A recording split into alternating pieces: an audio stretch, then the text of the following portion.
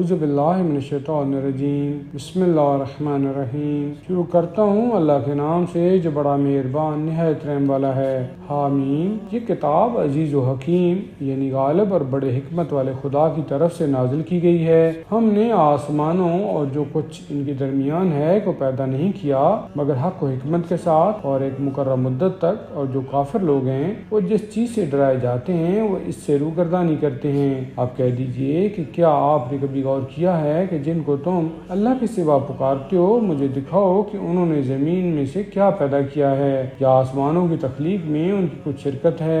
میرے پاس پہلے کی کوئی کتاب لاؤ یا کوئی علمی روایت اور علمی ثبوت لاؤ اگر تم سچے ہو۔ اور اس شخص سے زیادہ گمراہ کون ہوگا جو اللہ کو چھوڑ کر ان کو پکارے، جو قیامت تک اس کو جواب نہیں دے سکتے بلکہ وہ ان کی دعا و پکار سے غافل ہیں۔ اور جب سب لوگ جمع کیے جائیں گے تو وہ معبود ان کے دشمن ہوں گے اور ان کی عبادت کا انکار کریں گے۔ اور جب ان کو ہماری واضح آیتیں پڑھ کر سنائی جاتی ہیں تو یہ کافر لوگ حق کے بارے میں کہتے ہیں جبکہ ان کے پاس آ گیا کہ یہ تو کھلا ہوا جادو ہے۔ کیا وہ کہتے ہیں کہ اس رسول نے اسے خود گھڑ لیا ہے؟ آپ کہیے کہ اگر میں نے اسے گھڑ لیا ہے تو تم لوگ اللہ کے مقابلہ میں میرے لیے کچھ بھی نہیں کر سکتے، یعنی ذرا بھی مجھے نہیں بچا سکتے۔ قرآن کے متعلق تم جن باتوں میں مشغول ہو وہ اللہ ان کو خوب جانتا ہے، اور وہی میرے اور تمہارے درمیان بطور گواہ کافی ہے، اور بڑا بخشنے والا بڑا رحم کرنے والا ہے۔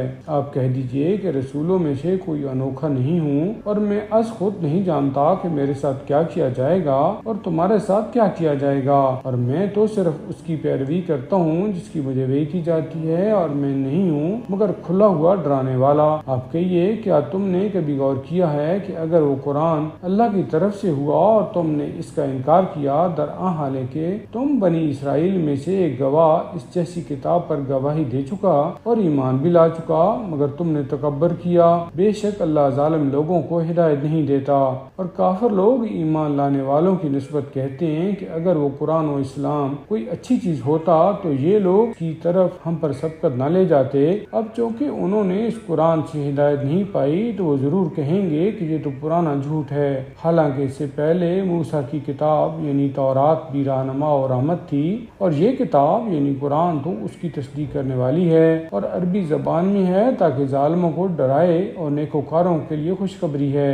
بے شک جن لوگوں نے کہا کہ ہمارا پروردگار اللہ ہے اور پھر اس اقرار پر ثابت و برقرار رہے تو انہیں کوئی خوف نہیں ہے اور نہ ہی وہ غمگین ہوں گے۔ یہی لوگ بہشتی ہیں جس میں وہ ہمیشہ رہیں گے۔ یہ صلہ ہے ان کے ان اعمال کا جو وہ دنیا میں کیا کرتے تھے، اور ہم نے انسان کو اپنے والدین کے ساتھ نیک سلوک کرنے کا حکم دیا ہے۔ اس کی ماں نے زحمت کے ساتھ اسے پیٹ میں رکھا اور زحمت کے ساتھ اسے جنم دیا، اور اس کا حمل اور دودھ چھڑانا 30 مہینوں میں ہوا، یہاں تک کہ جب وہ اپنی پوری طاقت کو پہنچا یعنی جوان ہوا اور پورے 40 سال کا ہو گیا تو اس نے کہا اے میرے پروردگار تو مجھے توفیق عطا فرما کہ میں تیرے اس احسان کا شکر ادا کروں جو تو نے مجھ پر اور میرے والدین پر کیا ہے، اور یہ کہ میں ایسا نیک عمل کروں جسے تو پسند کرتا ہے، اور میرے لیے میری اولاد میں سے صالحیت پیدا فرما۔ میں تیری بارگاہ میں توبہ یعنی رجوع کرتا ہوں اور میں مسلمانوں یعنی فرما برداروں میں سے ہوں۔